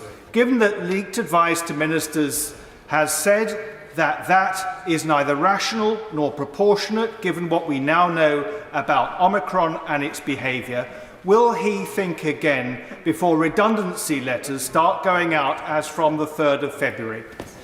Prime Minister. Yes, Mr. Speaker, the argument has been well made by colleagues across the House today. I just remind my right honourable friend, this is something that is supported by the NHS themselves for patient safety. It's a very difficult point when it comes to patients who have contracted fatal nosocomial nosocomially acquired COVID. People do want their medical staff to be vaccinated.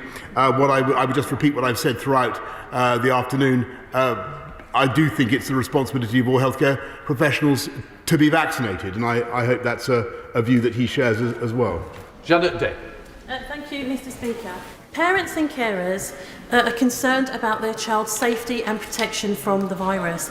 Ventilators are proven to work to reduce the spread of the virus, and I'm aware that the government has provided a fraction of ventilators to schools.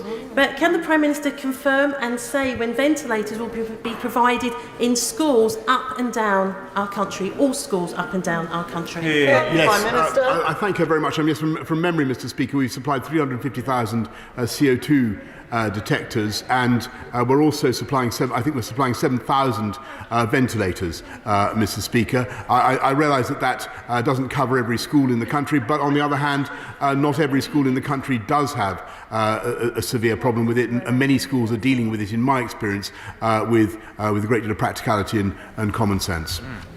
Stephen Metcalfe. Thank you, Madam Deputy Speaker. And can I too welcome the Prime Minister's statement? Can he reassure my vulnerable constituents that the move and the general government approach to COVID is based on the trends in data, and that despite some still very high case rates, the risk of serious disease faced by a double-vaxxed and boosted individual is very low, and that they should continue to live their lives to the full along with the rest of us?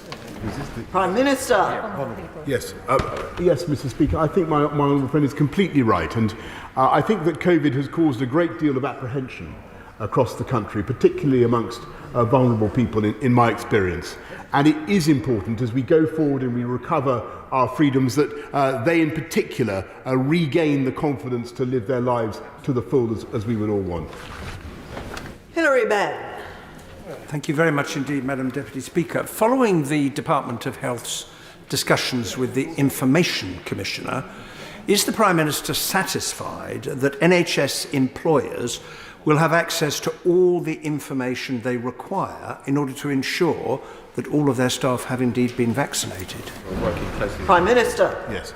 The right honourable gentleman makes an extremely important point. The data I have at the moment is that it's up to 94.7%, I believe, of NHS staff who have been vaccinated.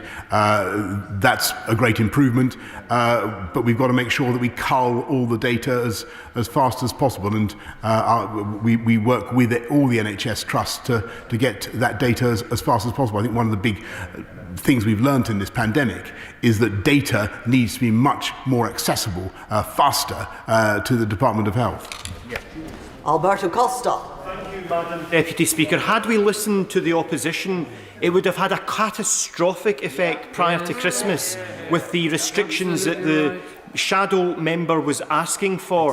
Thank goodness we have this Prime Minister that's done the right thing. Can I quickly ask the Prime Minister about the Fielding Palmer Hospital in Lutterworth? Can I ask him if he can help me arrange an urgent meeting with his colleague, the Secretary of State for Health, to discuss the important future of that hospital, which has been used as a COVID vaccination centre? You bet, Madam Deputy Speaker. Thank you. Ronnie Cowan. Deputy Speaker, Prime Minister, when you read out the line, the government will no longer mandate the wearing of face masks, a number of your backbenchers took off their masks and waved them round their heads. Will the Prime Minister acknowledge, without a hint of irony, that we have a deadly virus still at work in our communities, and it falls upon us all to behave in a manner that encourages people to act in a responsible manner, to be responsible within our own communities? Prime Minister. I thank him very much, and I really direct him back to exactly what I said in my earlier remarks, which I'm sure he was listening to. Derek Thomas. Thank you, Madam Deputy Speaker. I thank our honourable friend for his statement, which is very, very welcome. And I thank him also for referring to the investment and care taken with vaccine-hesitant groups. And sadly, These groups do exist within the NHS, and the Prime Minister is absolutely right to stress the need for healthcare workers to get the vaccine. However, can I ask the Prime Minister, and I've heard what he said this afternoon, can I ask the Prime Minister to carefully consider the consequence for our NHS in each of our constituencies if we cannot convince the remaining 5% of NHS staff yet to have the vaccine? Prime Minister. Yes, Madam Deputy Speaker. The answer, and I want to reassure the House that this is a complex and very difficult issue, but it is important that we give NHS staff the strongest possible encouragement to get vaccinated. That requires a lot of work and a lot of effort, and the risks of not being vaccinated are very real. Florence Eshalomi. Thank you, Madam Deputy Speaker. I also want to pay tribute to fantastic NHS staff up and down Vauxhall and many volunteers helping with the rollout of the booster jab. I speak regularly to staff at St Thomas's Hospital in my constituency, a hospital that the Prime Minister knows very well. Those hard-working staff who cared for him when he was sick with this deadly virus last year. But those staff tell me that they're tired. Those staff tell me that they're stressed mentally. Those staff are burnt out. What is the Prime Minister going to do to address, one, the staffing shortages across our NHS, and two, the sheer mental health stress that our staff are facing day in, day out? Can I just echo what the Honourable Lady said about the staff at St Thomas's, to whom I obviously owe a massive personal debt. They are indeed wonderful people, and I know that they're tired now, but they've kept going, and London hospitals went through a pretty nasty wave of Omicron, and they got through it brilliantly. We've got to make sure that we continue to support them with investment, but also with more staff. And I find talking to them, that is the thing that really helps. Another pair of hands in the night to help you on the ward, it can make a huge amount of difference. So that's why it's important there are another 44,000 in the NHS this year than there were last year, in 2020 I should say. But we need to do more. And that's why I think that the 36 billion more that we're putting in over 3 years is hugely, hugely necessary. And I don't want to make a political point again, but I wish our side had voted for it. Andrew Jones. Mr. Speaker, I welcome the Prime Minister's statement today. I think he's been so right to highlight both the sacrifices made by the British people and the success of the early vaccination and booster programmes. I think this news will be particularly welcome for those desperate to see loved ones in care homes. But there is a risk for those listening to his statement today. They might think that the job is done. Will he continue to ensure the NHS focuses upon making sure as many people as possible can be vaccinated as quickly as possible, particularly amongst the harder to reach groups? Yeah, Prime Minister. My right honourable friend is very wise and completely right. And I know that many honourable members across the House and right honourable members totally share this and get this. This is not the moment when we're rolling out the bunting and saying it's all over. We're not saying that because we've got to be cautious, and we've got to continue to recognise that this is a virus that is not mild for everyone. And as he rightly says, if you're not vaccinated, its consequences can be severe. So for heaven's sake, get boosted. James Murray. Thank you, Madam Deputy Speaker. Madam Deputy Speaker, the Prime Minister spoke about the importance of the vaccination programme, but the truth is that first dose, second dose and booster jab rates in my constituency of Ealing North are significantly behind the national average. Can the Prime Minister please explain the detail of what he is doing to drive up vaccination rates in my constituency and elsewhere? He's making a very, very important point because we need to drive up not only booster take up, but also there are lots of people who haven't even had first or second dose. But since we launched the booster drive, actually we had a beneficial effect on first and second dose take up as well, and I think we had 2 million more in December alone. Yeah. Sherilyn McCrory. Thank you, Madam Deputy Speaker. Thank you, Madam Deputy Speaker.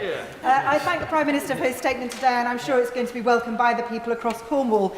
I'd like to put on record my thanks, sincere thanks, to the NHS and social care staff across Cornwall who've not only cared for the people of Cornwall but also family members of mine throughout this pandemic. Last night, Cornwall Council announced that we were in a critical incident for adult social care. And as we know, this is multifaceted. But one of the reasons that the Cornwall hospitals have struggled this pandemic is partly because of the brilliant infection control that they've had to put in place in the hospitals, which has lowered the capacity of beds. With this announcement, can my right honourable friend and Secretary of State work at pace to give hospitals a reassurance that this can soon be lifted? Prime Minister. Yes, she is absolutely right, and that's why we gave another £300 million of funding this December. Rachel Maskell. Thank you, Madam Deputy Speaker. Now is not the time for complacency. 1,000 people have died over the last week, 438 just yesterday. But I'm also concerned about complacency in putting everything into the vaccine. Whilst I really do encourage everyone to get vaccinated, according to government's own figures, the depletion rate of the efficacy of the booster vaccine is between 40 and 50% after 10 weeks. So what happens then? What are the next steps? And is it really worth sacking NHS staff for that? Prime Minister. I totally support what she says about combating apathy. I do think that apathy is our foe now, particularly amongst people who think that it's so mild they don't need to get vaccinated. As the Honourable Gentleman was saying, people need to get their first dose and their second dose, and they need to get their booster. Jason McCartney. Thank you, Madam Deputy Speaker. I very much welcome the Prime Minister's announcement today, having backed his very cautious and calm and proportionate Plan B measures. I'd like to congratulate everybody involved in the superb vaccination rollout. Last week I had a telephone call with a constituent who is an ambassador for Blood Cancer UK, and he told me about the challenges still facing those who are immunosuppressed. Will the Prime Minister please ask the Health Secretary if he could please update the guidance and support for those with blood cancer and other conditions so that they can emerge from the Omicron wave and COVID, live with it safely and cautiously. Prime Minister. My honourable friend is completely right to draw attention to those who are living with conditions that make them particularly vulnerable. That's why it's so important that amongst all the other things that the government has done, we've invested more in antivirals per head than any other country in Europe, Madam Deputy Speaker. Deirdre Brock. Deputy Speaker. Reports are circulating that the government plans to lift all restrictions by early March because Number 10 thinks that we must all just learn to live with the virus. 438 people across the UK yesterday failed to live with the virus, Madam Deputy Speaker. How does this Prime Minister persuade their loved ones that wholesale lifting of restrictions is not premature and misguided? I must just repeat, Madam Deputy Speaker, that's not what I said in my statement, but I do think this is a balanced and proportionate approach, and I noticed that measures are also being lifted in Scotland, and I think that is appropriate. Mike Wood. Thank you, Madam Deputy Speaker. Many people were sceptical that the sunset clauses would ever be triggered, and so I congratulate the Prime Minister on responding to the clear evidence by bringing Plan B to an end. But as COVID will be with us for a long time to come, will he ensure that regional Nightingale hospitals maintain the surge capacity necessary to deal with any future variants, so they don't put unsustainable pressures on our NHS and we don't have to see the kind of restrictions we have over the past 2 years? Prime Minister. I thank my honourable. He's completely right. We need to learn the lessons of the last two years. We need to make sure that if we are, heaven forbid, attacked by another variant, a more lethal variant than Omicron, that we have different ways of dealing with it, and that we have the resilience built in to the NHS and into the way we handle it, Madam Deputy Speaker. And my right honourable friend, Secretary of State for Health, will be setting out our plans for how to live with COVID, irrespective of what kind of variants we encounter. Daisy Cooper. Thank you, Madam Deputy Speaker. I was very concerned earlier today to hear the Prime Minister repeat an incorrect claim. He said that the UK was only able to roll out approve the vaccines because we had left the European Medicines Agency. That claim has been roundly debunked repeatedly, including by Full Facts in December 2020. So could I ask the Prime Minister whether he was aware that that claim was incorrect, or is it just that in the course of the last year nobody has told him? Prime Minister. Madam, it's not incorrect. We were the first. We were the first. Well, we were the first country in the world to license a vaccine. I mean, what? That's a fact. That's a fact. Is she going to deny it? It's true. Danny Kruger. Thank you, Madam Deputy Speaker. I want to make an appeal across the House to both front benches. We voted for the compulsory vaccination of NHS staff on the basis of the argument that it significantly reduces transmission. It now appears that that evidence is changing. I note the very careful words the Prime Minister used to my honourable friend, the member for Forest of Dean, when he said that he would reflect on this policy. I hope that both front benches might reflect on it and consider the advice of the Royal College of Nursing that we should at least delay the implementation of this policy until the evidence is clearer. Prime Minister. Well, I'm grateful. I repeat my very careful words to my honourable friend for the Forest of Dean, but I also repeat that what I think is common ground, that it is the responsibility of every healthcare professional to get vaccinated. Jim Shannon. Thank you, Madam Deputy Speaker. Can I also thank the Prime Minister for his statement today? And as we all know, it is thanks to the sterling and courageous efforts of our NHS staff and many dedicated volunteers that government was able to deliver some 36 million booster vaccines across the whole of this great nation, the United Kingdom of Great Britain and Northern Ireland. As restrictions ease, what additional monies are going to be provided for the Northern Ireland Executive by way of COVID recovery funding for our businesses who have suffered due to the ongoing restrictions? Thanks very much. I thank him, and I'm very proud of all the work that we've done together with authorities in Northern Ireland to ensure we look after business, the furlough scheme, all the loans that we've made available, but also to make sure that we continue to support Northern Ireland economy as we come through the pandemic and beyond.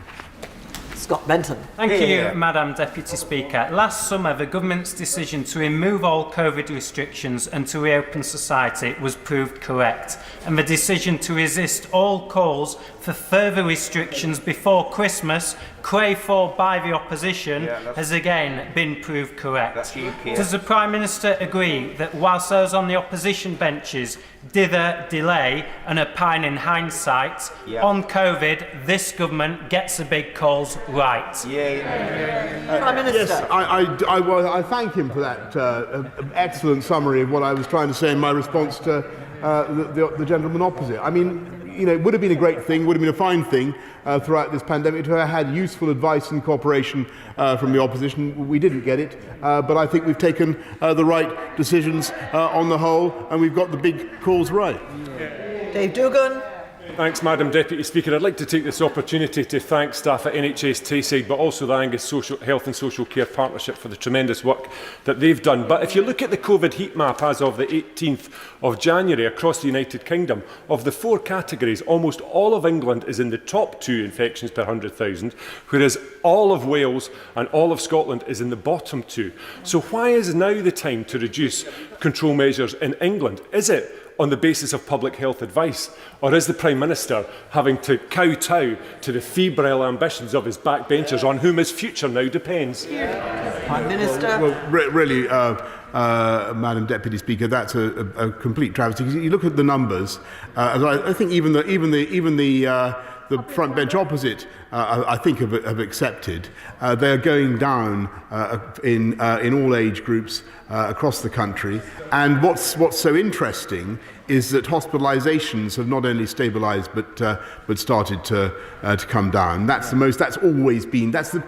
the most important thing for me, and that's why this is a sensible and proportionate step to take. But I've got to remind everybody that, and I remind him that it's still important to be cautious, and I'm sure he will be. Ian Lavery. Thank you, Madam Deputy Speaker. You know, before the Prime Minister becomes overly euphoric about COVID, I think the Prime Minister might just do well to remember that there's 150,000 plus people died in this country as a result of COVID.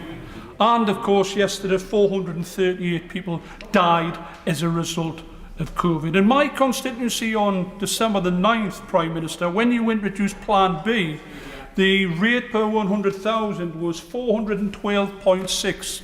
Today, when you've withdrawn the restrictions, the rate is 1,517.5. It's astronomical. What reassurances can you give to my constituents that your withdrawals are safe and they haven't been made in the best interests of your political issues which face you at this moment? Prime Minister. Actually, Madam, he's asking an excellent question, and the difference between when Plan B came in and today is the sheer level, Madam Speaker, of vaccination in this country, and including in his constituency. And that, combined with the direction of travel of the figures, as I said to the gentleman opposite, that's what gives us the confidence to take the steps that we're taking now. Carol Monaghan. Thank you, Madam Deputy Speaker. It's disappointing that the Prime Minister's statement did not include measures to recover the £4.3 billion fraudulently claimed through coronavirus support schemes. But with the £20 a week cut in universal credit, inflation at over 5% and energy prices going through the roof, ordinary families are not experiencing coronavirus recovery in the same boozy way as the Prime Minister. So will the Prime Minister now commit to supporting these families to the tune of £4.3 billion in the same way as criminals have been supported? Prime Minister. We continue to support people throughout the pandemic, and I think that we can be very proud of the speed with which we not only did the vaccine rollout, but with which we secured 17 billion items of PPE for the use of people across this country. And finally, Kirsten Oswald. Thank you, Madam Deputy Speaker. And Prime Minister, it is good to see some positive signs on COVID, but throughout the pandemic it's been clear that we need to remain cautious and accept that COVID may well have some surprises up its sleeve for us. But that's not really the approach that's been set out in this conveniently timed statement today. And the Prime Minister's changeable and increasingly distant relationship with the rules that he himself set undermines public health messaging and future compliance. Does he really not recognise how damaging that is? Prime Minister. Madam Deputy Speaker, I think that she's right in what she says about the risks that we still run. I think that they are diminishing, but we still need to be cautious. And she's right that there can still be even if this is the final reel, there can be a twist in the final reel, and we'll have to deal with it then. But what I can tell her is I think that the government has been able, to a quite amazing extent, working with healthcare professionals up and down the country to deliver, directly on her point, to deliver a vaccine rollout that has commanded the confidence of the British people in a way that I've never seen anything like it. And then there are countries around the world that have never seen anything like it. And do you know what, Madam Deputy Speaker, it was done not by, as I said, it was done not by compulsion. We've got the numbers up to their absolutely stratospheric levels. More than 90% of people over 60, Madam Deputy Speaker. Huge numbers of people still coming forward to be vaccinated, entirely voluntarily. Because in spite of all the noise and all the hubbub and all the politicking, they are listening to the messages and they're understanding it. And I owe them my deepest thanks. Thank you. Thank the Prime Minister. I will pause to allow members to leave the chamber, which I hope they will do so quietly and quickly, as we now come to the personal statement by Daniel Kaczynski. Thank you, Madam Deputy Speaker. Madam Deputy Speaker, last week the Committee on Standards published a report on my conduct following a complaint from Sir Stephen Irwin, the chair of the independent expert panel, that I had not abided by a determination of the IEP, that I apologise unequivocally to the House for my behaviour in bullying members of House of Commons staff. I sincerely apologise for my conduct, which led to this investigation. I acknowledge that in speaking to journalists and the radio, I undermined the sincerity of the apology I gave to the House on the 14th of June 2021. I am sorry that my conduct will have had a further harmful effect on the complainants and that it may have diminished public confidence in the process. I will be sending a written apology to the Parliamentary Commissioner for Standards, the chair of the independent expert panel, and the original complainants. I am conscious that my conduct may have merited suspension from the service of the House for a longer period and appreciate the committee's consideration of the difficulties that I was experiencing in my personal life at the time and the mental health issues I explained to them. I accept that speaking out in the way I did to the media had a detrimental effect on the House's conduct policy by undermining the integrity of the complaints process, and I deeply regret my actions. I am committed to learn from the mistakes I have made and to work on my personal development, especially in my communication with others, in every interaction that I have. I hope others will learn from my experience, and I would be happy to share what I have learned with others. The House has rightly worked hard to change its culture so that everyone who comes onto the estate or has any dealings with Parliament feels safe from bullying or harassment.